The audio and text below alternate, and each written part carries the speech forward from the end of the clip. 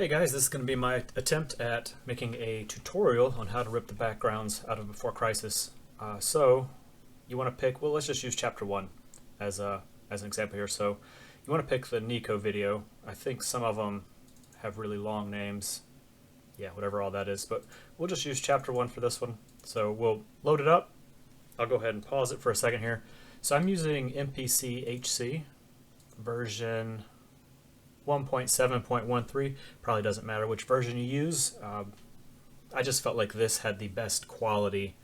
It seemed to be the most, I suppose, accurate as opposed to VLC. Some of the coloring looked kind of off for that. So anyways, you can really just use whatever you want. I don't think it's going to make too much of a difference. So we'll load it up, let it play a little bit.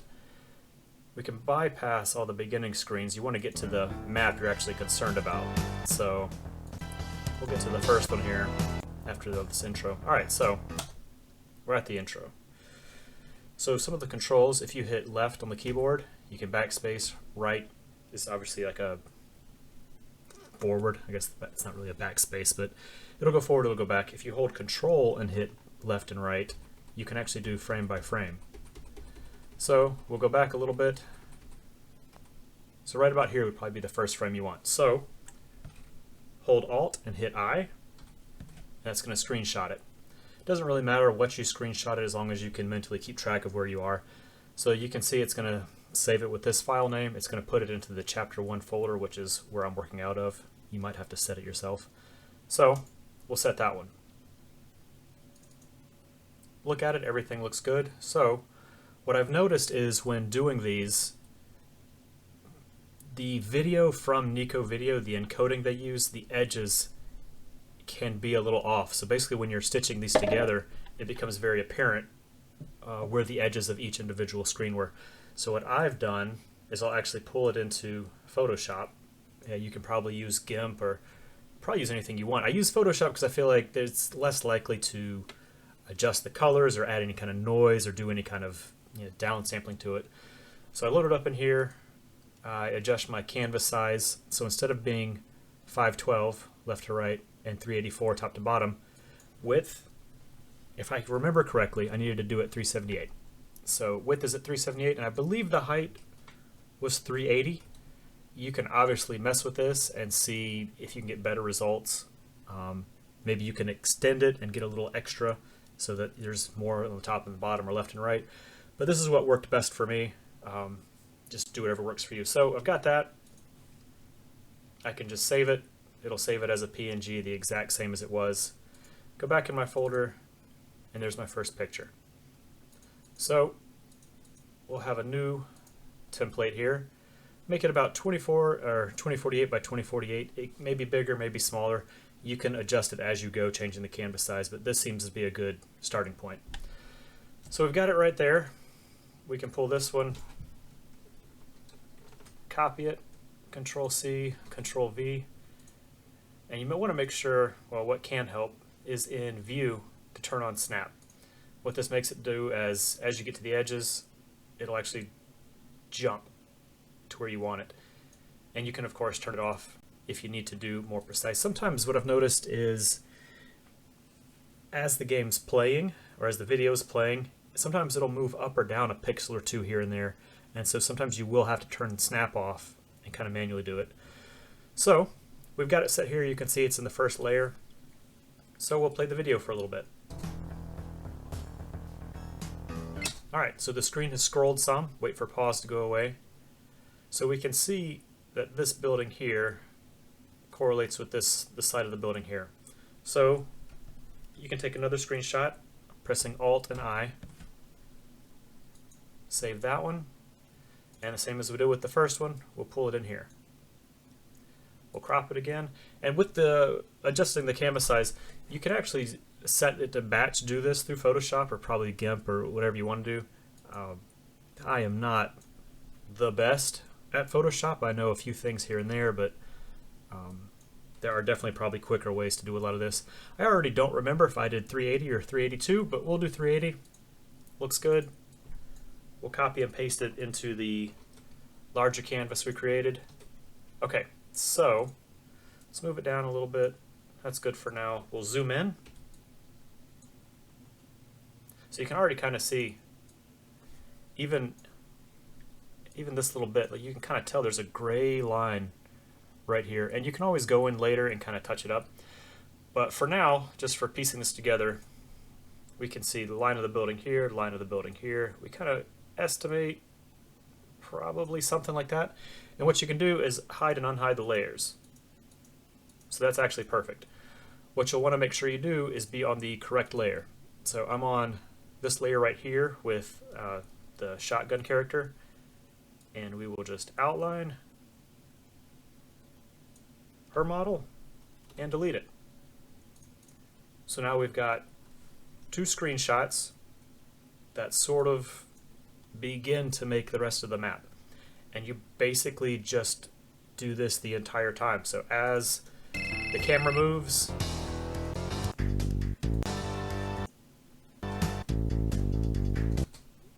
so obviously you wouldn't want a screen like this. So again, to do a frame by frame adjustment, hold Control, press left or right. So now we've got another frame.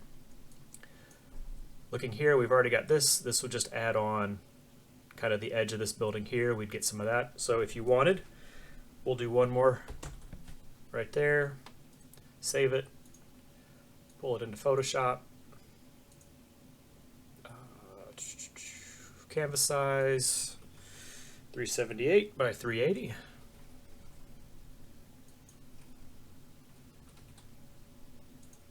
All right. Copy paste that.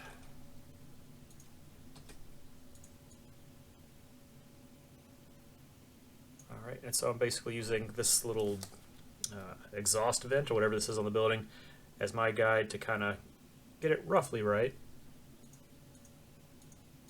It does seem to move a little bit. So I think we can hit left and right here. Yeah, and that'll adjust a pixel at a time. And that looks more correct to me. So again, we have the issue with the playable character being in the screen. So we'll just outline her and delete it. And there you go. So now we've got three screens. So you can see this can take quite a while. Sometimes there will be characters here and they won't move quite enough and you'll have to go back. There have been once or twice where I've had to go in and do the clone stamp tool and kind of create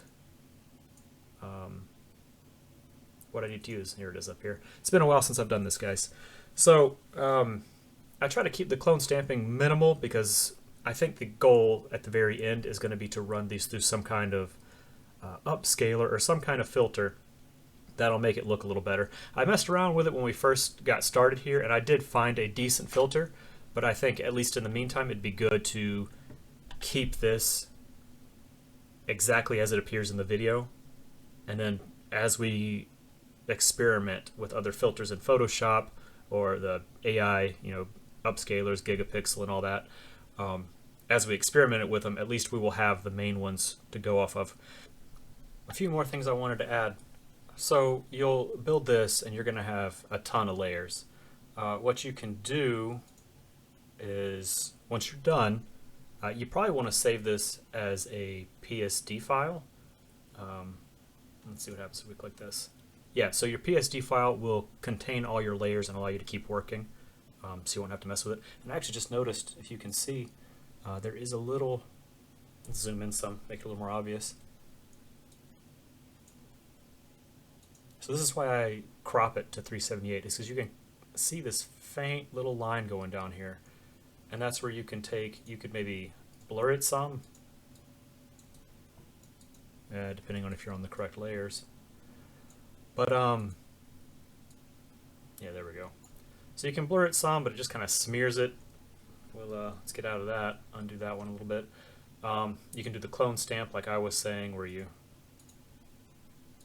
take a little bit and you just kind of try to touch it up some.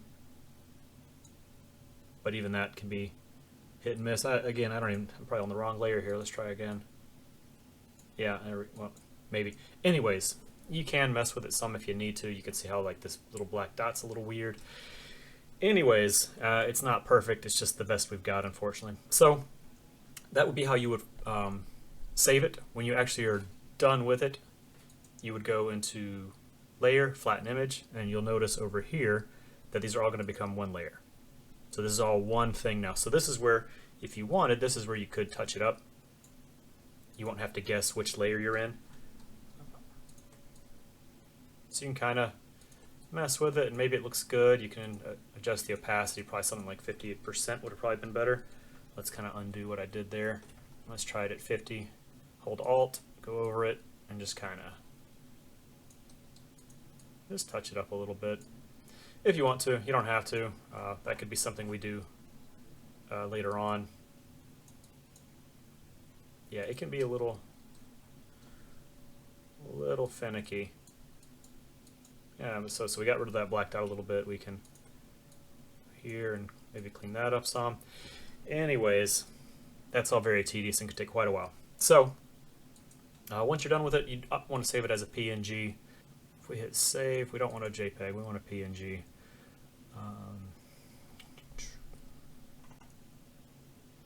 Could take you a while to find it the first time. There it is. Save. Compression is the smallest. Okay, so this is basically just saving whatever bit of detail is in these pictures, because if we compress it, we're going to have even more artifacts. It's going to be even worse. Even though it'll be minor, whatever the file size is, it's not too bad. So just make sure you don't compress it, save it as a PNG, and then later on we can worry about the ins and outs of how to upscale it. So we'll go back into our Before Crisis game, image, parallaxes. So you'll notice, so we have the entrance, right? This is the reactor entrance I did. And you'll notice it has a corresponding name to that. This is not the best thing to view it in, so let's pull it into Photoshop. All right, so these pink outlines are setting the collision boundaries. So basically the player character can walk around, and even these little parts here, let's pull back up the picture here. Well, I'm trying. All right, so this right here is this pipe. So you could kind of walk in and out of that. I've basically just outlined all of it. And all you really do is pull this picture into Photoshop and then create a new layer. Here, let's pull it in real quick. That's not the right way. Okay, so we've got this. Let's... I don't believe you duplicate the layer, but maybe you do. So we've got that. It needs to be red. Or I'm fairly certain it needs to be red. So there's red. Let's see. Yeah, here you go. So you can draw around what you wanted, and then I would take the pencil and I could just fill it in. And then I could draw a new square right here. Fill this in with the pencil. And it doesn't have to be red. You can change the opacity. Here you go, right here. So I've got this layer selected. Change the opacity to like 49, and then you can actually see kind of what you're doing. So I obviously don't want them to walk over here either. Take that. This is where you could use the bigger one, I suppose. But there you go, and that's how you would create the collision, the boundaries for the playable character. The enemies can go wherever you wanted them to, the actors. But as whoever you're controlling, this sets where they can and cannot go. And then within the game, within RPG Maker, that's where you would set this to change to another screen, or over here would be a different screen, or however it goes. But that's how you would do that. And the only thing with it is to make sure it has to be named the same. I'm fairly certain. And then I just added an M at the end of it probably for map. Who knows? But either way, if you did want to go on and do these as well, you're more than welcome to. Once these get set, even when we do upscaling, we can just as easily upscale these, so, or whatever we wanted to do. So that should be it for the backgrounds. If you have any questions, just find me on Discord, or even go to the thread over on Chem and make a post, or you can even directly message me in Discord and I'll respond as soon as I can. But that should be it for the backgrounds, guys. Good luck, have fun. I will say I've already done through chapter 5, I believe. Let me just double check it. Backgrounds, here we go. Yeah, so I did all these. So these aren't actually what's used. What's used is in that image parallax folder, but these are just where I keep each individual thing. One more thing, I guess, since we're still not done apparently. So in this reactor entrance, no, not the reactor entrance, the sector 8. So right here, we got a manhole cover, and at one point, the avalanche members pop out of there, and they have a different little field for it. So I've had to individually cut that out and slowly but surely move it pixel by pixel and say, all right, appear now, all right, disappear now. So that's how you would do changes in the background, is find what changes, make a little copy of it, and then we will just slowly have to find how and where to make that change. So also the Fujito screen is done, the headquarters screen is done. I think if I remember right, I did touch this one up as well because this light was blue and this one was red, and to make it consistent, they would flip throughout the video. So to keep it consistent, I just made them blue. I assume they're supposed to be blue. It's really hard to know. There are some extras in the chapters. So chapter 1, these are screenshots from magazines or wherever else, articles that have exactly what something looked like. So you could always do color comparisons for things like that. So headquarters is done, so that there's a proper headquarters. It looks like it's not even supposed to be blue, so that'd be something we could tackle in the future. So the headquarters is done, Fujito's is done. That might be, I think I just referenced them each time. Yeah. So anyways, if one of you wanted to jump on tackling chapters 6 through, was it 24 and all the epilogues, you're more than welcome to. Have fun, knock yourself out. It's not very hard, it is just kind of, it's a little tedious. Good luck.